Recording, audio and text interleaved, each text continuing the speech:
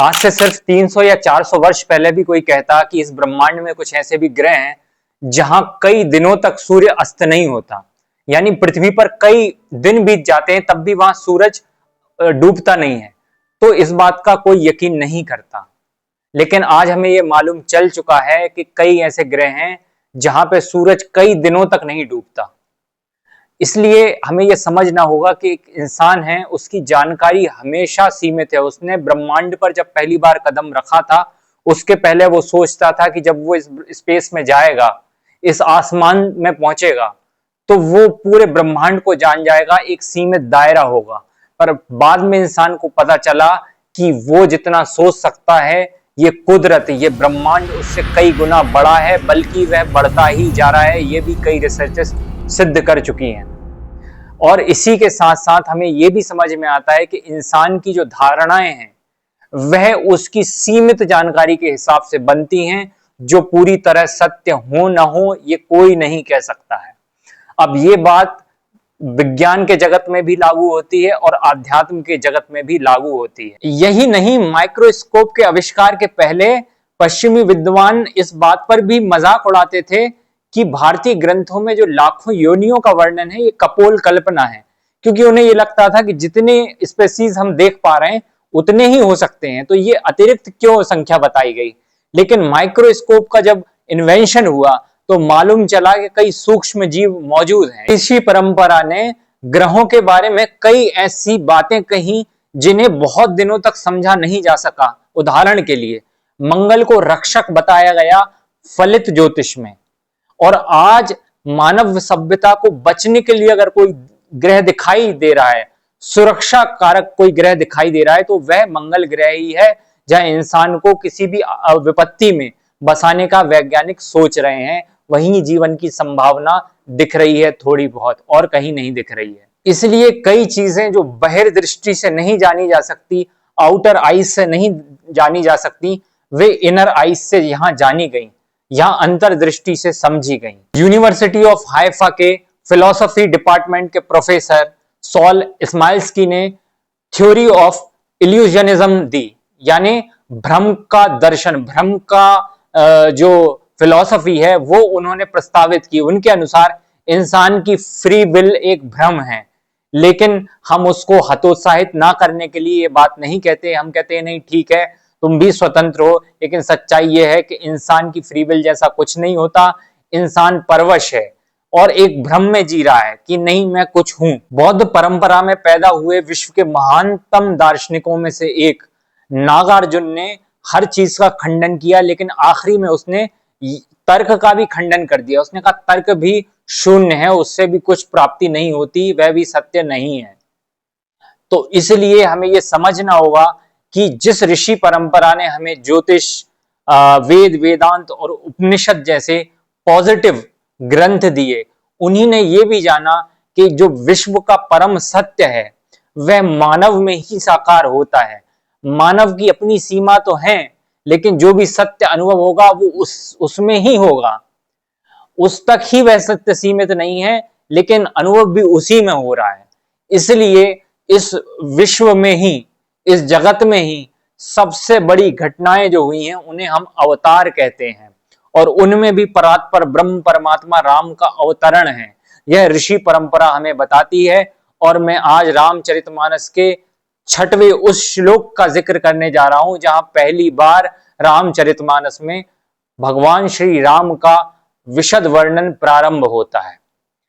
तो 6वें श्लोक में श्री तुलसीदास जी कहते हैं, यन माया वशवर्ती विश्वमखिलम ब्रह्मादि देवासुरा, जिसकी माया के वश में Brahma, the creator of universe, इस संसार के जो रचनाकार हैं वो, उनके साथ देवता, whatever the positivity we feel here, जो भी सकारात्मकता हम यहाँ देखते हैं, जो चमक दमक वैभव है, वह जिसकी माया से संचालित हो रहा है।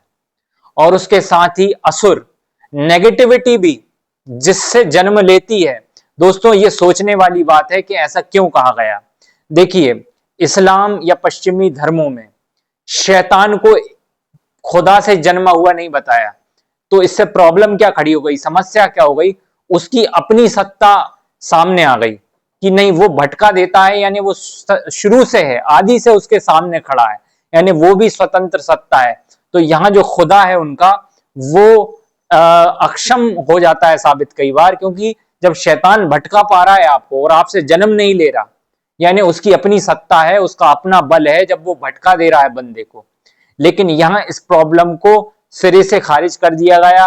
यहाँ ये कहा गया कि जो नेगेटिविटी है, असुर है, वह भी ब्रह्म से ही जन्मा है। पॉजिटिव और नेगेटिव के बीच में इस जगत का खेल है, और जो नेगेटिव है असुर भी है। तो याद रखिए, सुर का मतलब देवता भी होता है, और संगीत के भी जो स्वर हैं वह भी हम सुर कहते हैं।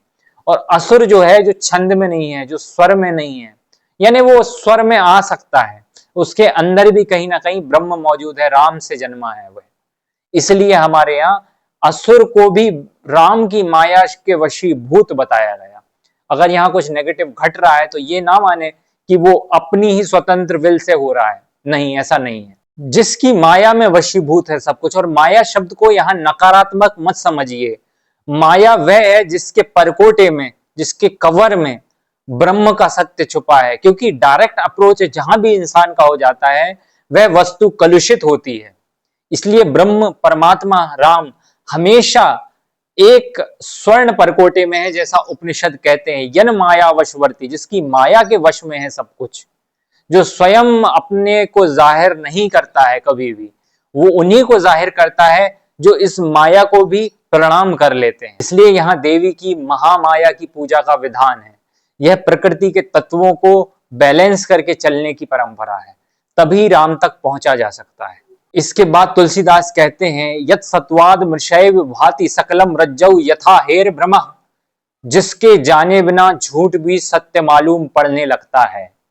जैसे कई बार अंधेरे में रज्जू यानी रस्सी सांप की तरह प्रतीत होती है, तो यही माया है, जो नहीं है वह सच मालूम पड़ने लगा। जैसे पहले इंसान को लगता था कि नहीं, विमान हो ही नहीं सकते। जब शास्त्र में आता था ना कि राम भगवान विमान पे जा रहे हैं, तो ये कपोल कल्पना लगती थी। लेकिन सच सामने आया और पता चला कि नहीं, फिजिक्स के कुछ नियम लागू होंगे तो इंसान भी हवा में उड़ सकता है किसी विमान से। तो हमारे लिए सत्य असत्य हमारे सीमित अनुभवों के आधार पर हम तय करते हैं, लेकिन सत्य, परम सत्य क्या है? वह राम है। इसलिए मैं यह कहता हूं कि जो लोग अवतारवाद को नहीं मानते वो बहुत जल्दबाजी में है, वह पूरी परंपरा को भी पढ़े नहीं है, समझे नहीं है, इसलिए बहुत जल्दी निर्णय कर लिया। और इंसान जो है हमेशा जल्दबाजी में एक कंक्लूजन पर, निष्कर्ष पर पहुंचना चाहता है, याद रखिए। लेकिन सत्य के लिए एक लंबी यात्रा तय करनी पड़ती है। जल्दबाजी में किसी निष्कर्ष पे आप पहुंच जाएंगे कि किसी ने ये कह दिया, किसी लॉजिक में अगर आप बह जाएंगे तो लॉजिक सीमित है। नागार्जुन को कभी पढ़े तो आपको लॉजिक की एब्सर्डिटी भी समझ में आएगी। जब आप सपना देख रहे होते हैं तो दुनिया की कोई ताकत आपको नहीं समझा सकती कि ये सपना नहीं है। इसी तरह दुनिया की कोई ताकत अभी आपको ये नहीं समझा सकती कि ये झूठ नहीं है, यही सत्य है आपके लिए। तो सबका सत्य उसका वर्तमान का जो कुछ सीमित अनुभव है उसके आधार पर तय हो रहा है।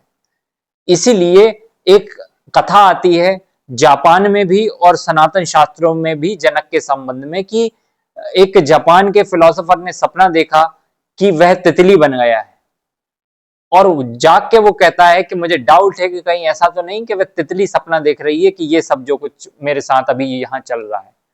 इसलिए हमें ये समझना होगा कि हमारे जो इल्यूजन्स हैं वो इतने गहरे हैं कि उनके आधार पर हम जो भी धारणा बनाएंगे उनका कोई भरोसा नहीं है। इसके बाद तुलसीदास कहते हैं, यत पाद प्लव मेघ ही भवाम बोधेस्ति तीर्षावताम, जिसके चरण कमल ही इस संसार सागर से पार जाने के लिए नौका के समान है, वह राम है।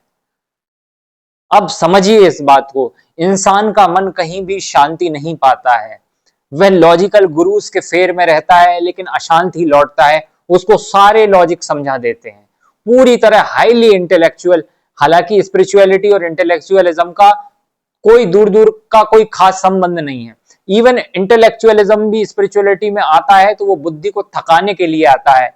जैसे नागार्जुन ने बुद्धि को थकाया, आदि शंकराचार्य ने बुद्धि को उससे भी ज्यादा थका के फिर गोविंद के गीत गा दिए, जब पूरी तरह बुद्धि थक गई। तो इसी की तरह कई ऐसे लोग आए जिन्होंने तर्क वितर्क का इस्तेमाल तो किया, लेकिन अंत में ये स्वीकार किया कि कुछ सत्य है जो तर्क से परे है।